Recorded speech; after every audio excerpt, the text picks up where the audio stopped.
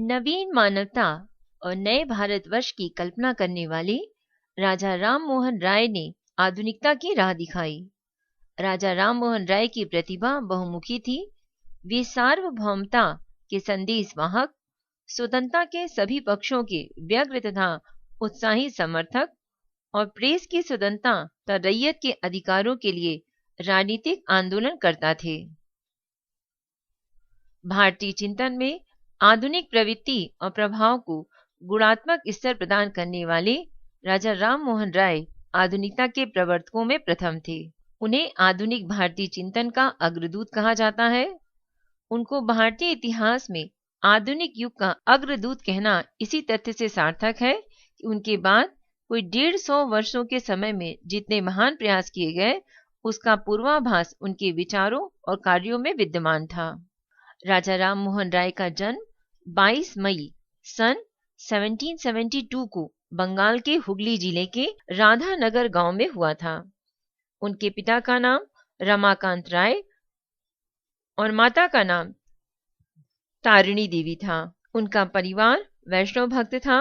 उनके प्रपितामह कृष्णचंद बनर्जी बंगाल की नवाब की सेवा में थे। उन्हें राय की उपाधि प्राप्त हुई थी। ब्रिटिश सम्राट के समक्ष दिल्ली के मुगल सम्राट की स्थिति स्पष्ट करने के कारण सम्राट ने उन्हें राजा की उपाधि से विभूषित किया। प्रतिभा के धनी राजा राम मोहन राय बहुभाषाविद थे। उन्हें बंगला, फारसी, अरबी, संस्कृत, हिंदी, अंग्रेजी, ग्रीक, फ्रेंच, लैटिन आदि भाषाओं का अच्छा ज्ञान था। इन भाषाओं में अपने भावों को वह कुशलता से अभिव्यक्त करने की क्षमता रखते थे। राजा जी की आस्था वेद और उपनिषदों में प्रतिपादित एकेश्वरवाद में इसलिए थी क्योंकि अन्य धर्मों में भी इसका समर्थन मिलता था। उन्होंने इस्लाम धर्म का गहन अध्ययन किया और मूर्ति पूजा का विरोध किया। एक अंग्रेजी पत्र ने लिखा था, राजा राम मोहन राय को गवर्नर जनरल बना दिया जाए क्योंकि न वे हिंदू हैं, न मुसलमान हैं और न ईसाई हैं। ऐसी स्थिति में वे निष्पक्षता से गवर्नर जनरल का कार्यभार संभाल सकते हैं। इससे यह स्पष्ट है कि राजा राम मोहन राय केवल हिंदू पुनरुत्थान के प्रतीक नहीं थे, अपितु सच्चे अर्थ में वह धर्मनिरपेक्षतावादी थे। 1802 में उन्होंने एकेश्वरवाद के समर्थन में फारसी भाषा में तूफत उल मुवाद्दिन नामक पुस्तक की रचना की। इस पुस्तक की भूमिका उन्होंने अरबी भाषा में लिखी। 1816 में उनकी वेदांत सार नामक पुस्तक का प्रकाशन हुआ, जिसके माध्यम से उन्होंने ईश्वरवाद और कर्म कांड की घोर आलोचना की। अपनी जीविका को चलाने के लिए उन्होंने ईस्ट इंडिया कंपनी के अधीन रंगपुर में साधारण लिपिक के रूप में कार्य करना प्रारंभ किया। बाद में रंगपुर की कलेक्ट्री में दीवान बन गए। उन्होंने 1815 में आत्मीय सभा और सन 1819 में कलकत्ता यूनिटेरियन कमेटी की स्थापना की। मध्ययुगीन दलदल में फंसे इस देश में उन्होंने वह जान फूंकी जिसने भारतीय चिंतन और जीवन की धारा ही बदल दी। अपनी प्रचार प्रतिभा, मानव सेवा की अपूर्ण भावना, विवेकपूर्ण और विश्वजनीन दृष्टि से राजा राम मोहन राय भारत में पुनर्जागरण और धार्मिक सुधार एक साथ लाने में सहायक हुए। 20 अगस्त 1828 को ब्रह्म समाज की स्थापना की। ब्रह्म समाज ईश्वर को निराकार मानता है। सदाचार, दयाभाव, निर्भयता और प्रेम की दीक्षा देना ब्रह्म समाज का ध्येय है। प्रसिद्ध इतिहासकार मैक्स मूलर ने कहा था ब्रह्म समाज के विषय में, यदि भारत में कभी भी कोई नया धर्म होगा तो मुझे विश्वास है कि वो अपने जीवन संचार के लिए राम मोहन राय और योग्य शिष्य देवेंद्रनाथ टैगोर और केशव चंद्र सेन के विशाल हृदय का ऋणी होगा। राजा राम मोहन राय ने सती प्रथा का विरोध किया। सती प्रथा को वह अमानुषिक मानते थे। उन्हीं के प्रयासों के फलस्वरूप लॉर्ड बेंटिक ने 4 दिसंबर 1829 को अपना वह आदेश दिया जिसके अनुसार इस प्रथा पर रोक लगाई गई थी। राजा जी के विचारों में पश्चिम और पूर्व का अद्भुत मिश्रण था। उन्होंने अपनी तीक्ष्ण दृष्टि से यह अनुभव किया कि यदि संपूर्ण शिक्षा पद्धति को पूर्वी आधार पर ही बनाए रखा गया तो यह देश के हित में नहीं है, क्योंकि इसमें अनेक कमियां भी हैं।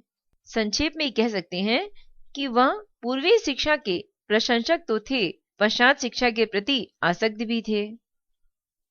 सामाजिक जीवन की परिशुद्धता के लिए प्रयत्नशील राजा राम मोहन राय ने भारतीय पुनर्जागरण की जो ज्योति जलाई, उसने संपूर्ण समाज में नई चेतना के स्वर फूके। वह बहुत सामान्य तथा श्रेष्ठ विश्वास को अर्जित करना चाहते थे तथा संपूर्ण देश के लोगों से इसी प्रवृत्ति के अनुरूप बनने की कामना करते थे। राजा राम मोहन राय ने एकेश्वरवाद पर बल दिया और ईसाइयों द्वारा प्रतिपादित त्रिदेव सिद्धांत यानी परमात्मा, पुत्र तथा होली घोस्ट में उनकी आस्था न थी। मूर्ति पूजा के वे विरोधी थे। यही कारण है कि हिंदू और ईसाई दोनों ही उनके आलोचक थे। वेदांत के अध्ययन ने उनको सहिष्णु बना दिया और इस्लाम के प्रभाव से वे एकेश्वरवाद बने। हिंदू धर्म ग्रंथों के ब्रह्म विज्ञान और इस्लाम के एकेश्वरवाद ने उनके विचारों को निर्धारित किया। अपनी पुस्तक तूफत उल मुवाद्दिन में उन्होंने एकेश्वरवाद का विद्वतापूर्ण समर्थन किया। उन्होंने बहुदेववाद और मूर्ति पूजा का सदैव विरोध किया और आत्मा की अमरता पर विश्वास किया। जब जनता को अपने नागरिक अधिकारों का कोई ज्ञान नहीं था और विदेशी हुकूमत के सामने अपनी शिकायतें रखने की बात कोई सोचता भी नहीं था, तब राजा राम मोहन ने राजनीतिक जागरण में अपना अमूल्य योगदान दिया। अपने ओजपूर्ण राजनीतिक विचारों को शासन सत्ता के केंद्र तक पहुंचाया। भारत में सामाजिक एवं राजनीतिक चेतना जगाने के कारण ही उन्हें नए भारत का संदेशवाहक कहा जाता है। सुरेंद्र नाथ बनर्जी ने उन्हें भारत में संवैधानिक आंदोलन का जनक कहा था। राजा राम मोहन राय को व्यक्ति की स्वतंत्रता, स्वायत्तता, समानता और न्याय में दृढ़ विश्वास था। उन्होंने राजनीतिक मूल्यों का कभी परित्याग नहीं किया। फ्रांस की राज्य क्रांति के महान मूल्यों का उन पर प्रभाव था। उन्होंने व्यक्तिगत स्वतंत्रता पर बल दिया, इसके साथ ही राष्ट्रीय मुक्ति के आदर्श का भी समर्थन किया। उनका कहना था कि राज्य का कर्तव्य है कि वह जनता की सामाजिक, सांस्कृतिक, नैतिक और राजनीतिक दशाओं के सुधार के लिए प्रयत्न करें। राजा राम मोहन राय पहले व्यक्ति थे जिन्होंने भारत को राजनीतिक स्वतंत्रता का संदेश दिया। राम मोहन राय एक पत्रकार, संपादक एवं लेखक थे। उन्होंने बंगाली और पर्शियन भाषा में 2 पत्र क्रमशः संवाद कौमुदी तथा बिरात उल अखबार निकाला था। मिल्टन की भांति उन्होंने लिखित अभिव्यक्ति की स्वतंत्रता के सिद्धांत का समर्थन किया। 1823 में द्वारका नाथ ठाकुर, हरचंद घोष, गौरी शंकर बनर्जी, प्रसन्न कुमार टैगोर तथा चंद्र कुमार टैगोर आदि के साथ मिलकर हाई कोर्ट के सामने एक याचिका प्रस्तुत करके उन्होंने प्रेस की स्वतंत्रता की मांग की थी। याचिका अस्वीकृत कर दी गई।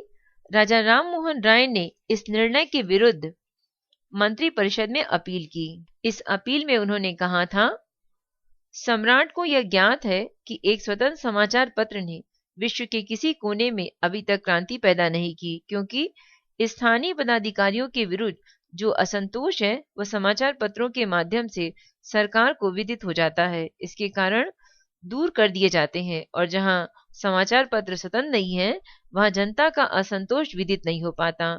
इससे अनगिनत क्रांतियां विश्व के हर कोने में पैदा हुई हैं। अगर उन्हें सरकार ने सेना के माध्यम से दबाया है तो जनता ने समय समय पर विद्रोह किया है। राजा राम मोहन राय की शिक्षा और विज्ञान में गहरी आस्था थी। वे पुरातन भाषाओं के प्रकांड पंडित थे। उन्हें ग्रीक, हिब्रू, संस्कृत, अरबी और फारसी आदि भाषाओं का अच्छा ज्ञान था। उनकी प्रतिभा बहुमुखी थी। राम मोहन राय के शिक्षा संबंधी विचार रचनात्मक थे। उनकी मान्यता थी कि पाश्चात्य शिक्षा प्रणाली प्रवर्तित होने से जागरण और राष्ट्रीय एकता की भावना प्रसार होगा। 1816 से 1817 में कलकत्ता में उन्होंने एक अंग्रेजी स्कूल की स्थापना की। ये पहला अंग्रेजी स्कूल था जिसका व्यय पूर्णतः भारतीयों द्वारा वहन किया जाता था। 1822 एवं 23 में हिंदू कॉलेज की स्थापना की। शिक्षा के संबंध में लॉर्ड एमस्ट को 11 दिसंबर 1823 को लिखे गए अपने पत्र में उन्होंने कहा, यदि ब्रिटिश राष्ट्र को वास्तविक ज्ञान से वंचित रखने का इरादा रहा होता तो यूरोप के मध्ययुगीन धर्मशास्त्रियों की शिक्षा पद्धति के स्थान पर बेकन के दर्शन को प्रतिष्ठित न किया जाता, क्योंकि मध्ययुगीन पद्धति अज्ञान को चिरस्थायी रूप से कायम रखने का सर्वोत्तम साधन थी। इसी प्रकार यदि ब्रिटिश पार्लियामेंट की नीति भारत को अज्ञान के अंधकार में डालने रखने की हो तो उसके लिए संस्कृत शिक्षा प्रणाली सबसे अच्छी प्रणाली सिद्ध होगी। किंतु सरकार का उद्देश्य देशी जनता की उन्नति करना है, इसलिए वह अधिक प्रबुद्ध तथा उदार शिक्षा प्रणाली को प्रोत्साहन देगी और गणित, प्राकृतिक दर्शन, रसायन शास्त्र, शरीर रचना शास्त्र तथा अन्य लाभदायक विज्ञानों के पढ़ाने की व्यवस्था करेगी। राजा राम मोहन ने अपने मस्तिष्क पर पूर्वाग्रहों को कभी नहीं हावी होने दिया। उनकी मान्यता थी कि अंग्रेजी भाषा और पश्चिमी शिक्षा भारत के लिए लाभकारी है। प्राचीन भारतीय दर्शन और धर्म में निहित ज्ञान के प्रति उनमें अपार श्रद्धा थी।